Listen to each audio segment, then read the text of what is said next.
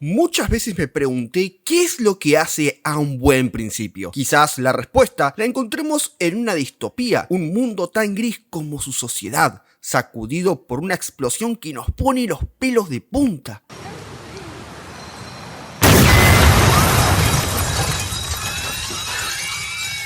Es interesante cómo los principios más copados son los que más nos impactan y revientan esos momentos en los que creíamos cómodamente que ya estábamos a gusto. Esa es la gracia de una sorpresa. Los videojuegos, en este sentido, tienen la ventaja de que la sorpresa se traduce en los mecanismos de jugabilidad, pero el resultado al final del día es el mismo. Cuando creemos que estamos a gusto, las cosas no van como las imaginábamos. Incluso eso significa perder a un ser querido. Listen to me, I know this hurts, baby.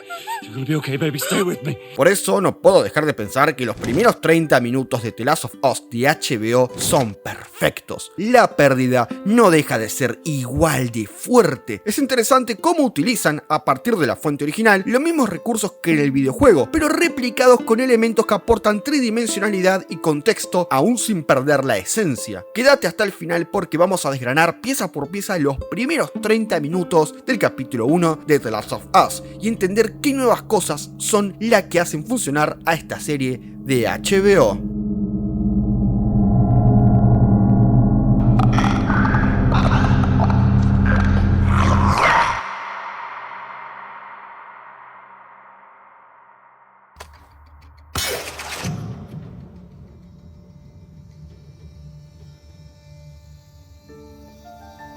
Uno de mis prólogos favoritos en la historia reciente del cine es el del Caballero de la Noche. Son los primeros minutos y todavía no se asomó el conflicto de la película. Estamos lejos de saber cuál será el problema principal, ni siquiera sabemos dónde está Batman. No hay familiaridad con esta introducción. Miremos alrededor. Estamos en una ubicación que no volverá a repetirse, con personajes que Christopher Nolan quiere que veamos de paso. Pero ¿por qué ocurre esto? El Joker quiere robar un banco y en el camino traiciona a todos sus cómplices mientras se divierte. Es el caos por el gusto del caos, o como él mismo diría más adelante.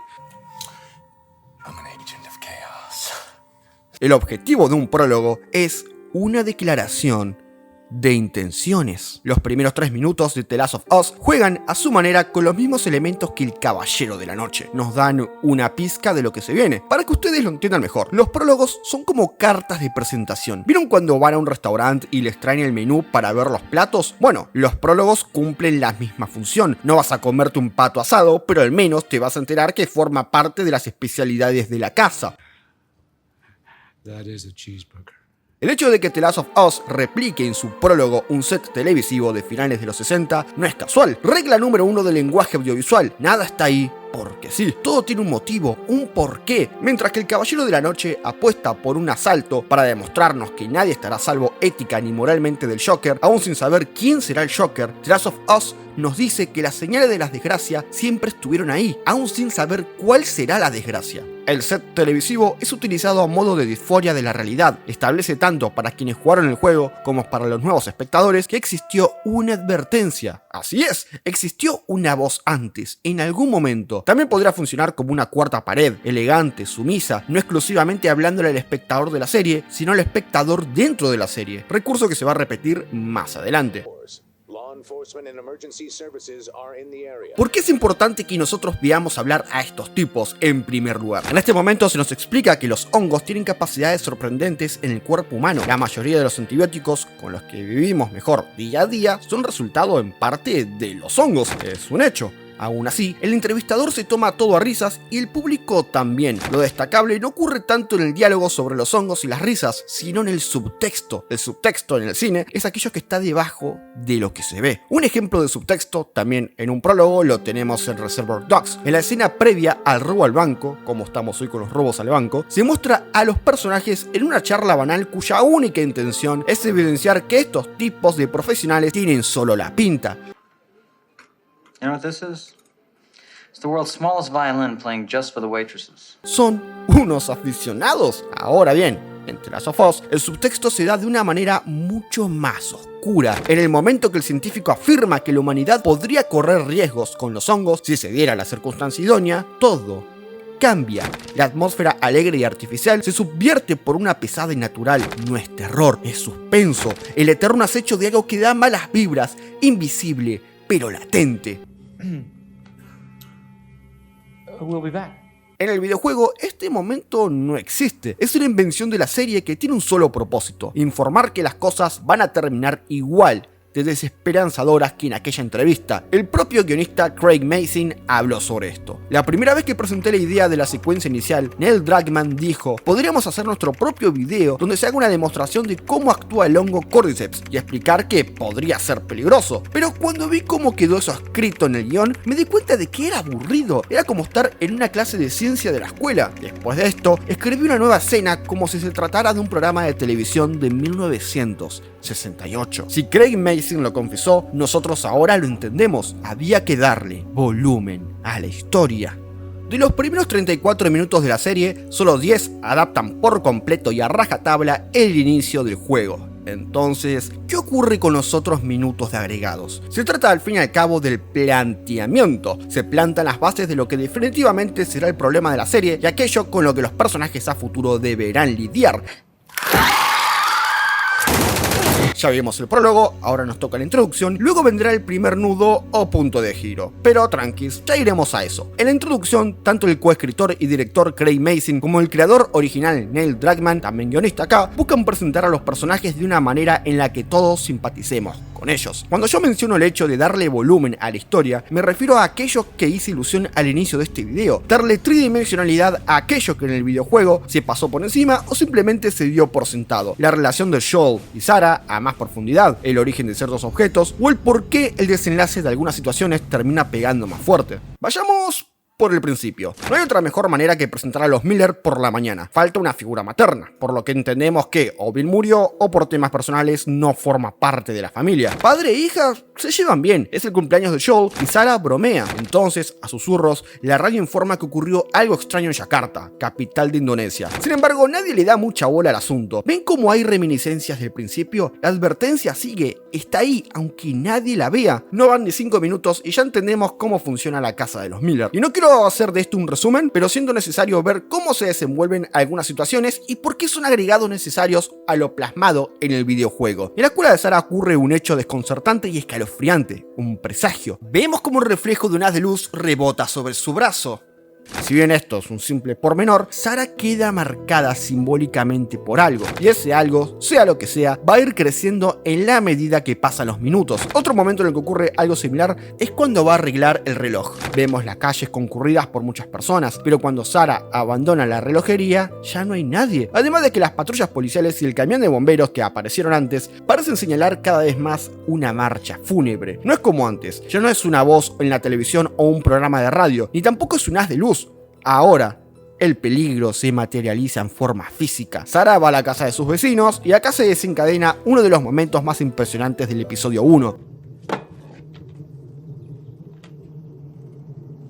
Luego tenemos también el despliegue de aviones de la Fuerza Aérea yendo a todo dar. No hay mucho que decir del resto de la introducción. Joel llega a casa, Sarah le entrega el reloj, replican la conversación del juego y luego, al igual que en la mañana, cada uno con lo suyo. Todo esto que acabamos de repasar juntos forma parte de los agregados de la serie. Nada de esto ocurrió en el videojuego con limitadas excepciones. Al videojuego de Naughty Dog, esto no es que no le aporte nada, sino que no le interesa. El objetivo está puesto en avanzar a la presentación de Ellie para que el jugador quede inmerso en el plot narrativo.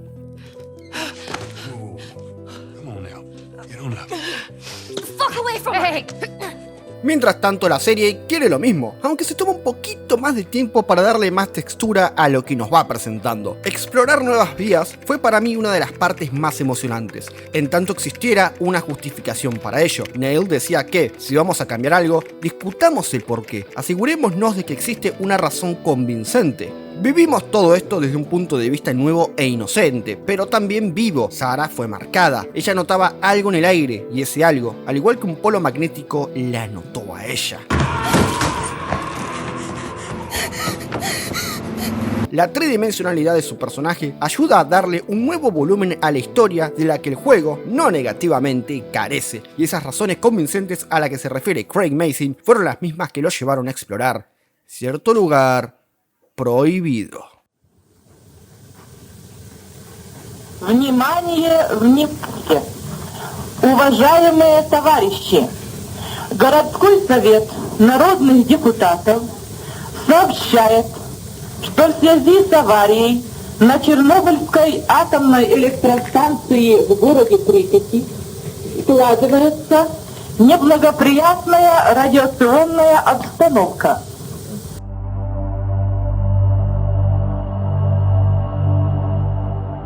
Lo ocurrido en Chernobyl fue un desastre de magnitudes colosales, todo producto de la negligencia humana. En el primer episodio de la serie del mismo nombre, y también producida por HBO, Craig Mazin intentó demostrar de una forma cercana lo ocurrido durante las primeras horas del desastre nuclear. Es una historia que, en medio del caos, funciona con intimidad.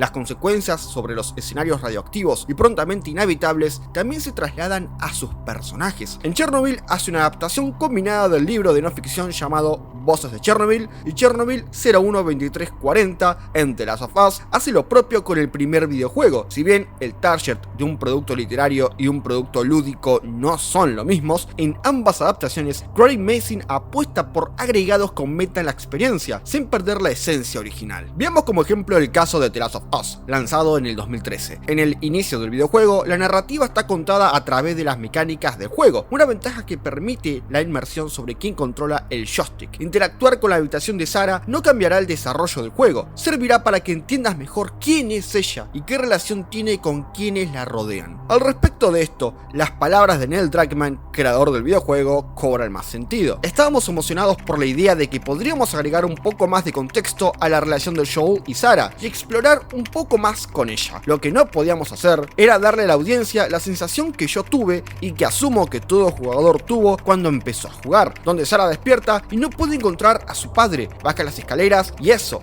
No podíamos darle eso, no de la misma manera. Dad?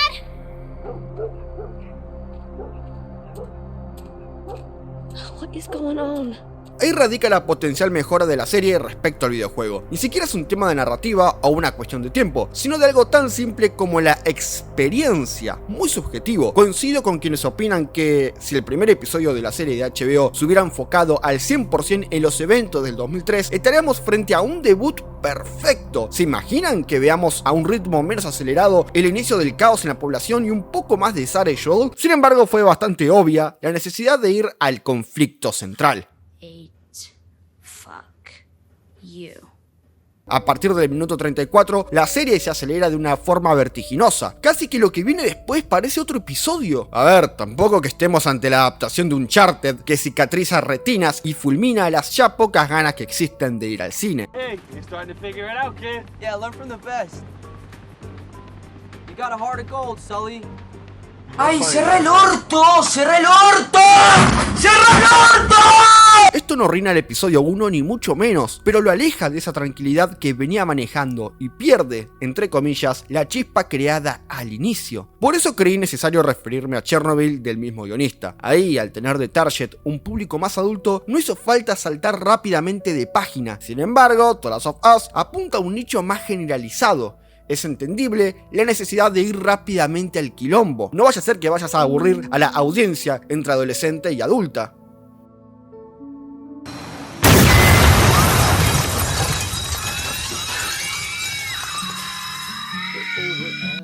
Muchas veces me pregunté qué era lo que hacía a un buen principio.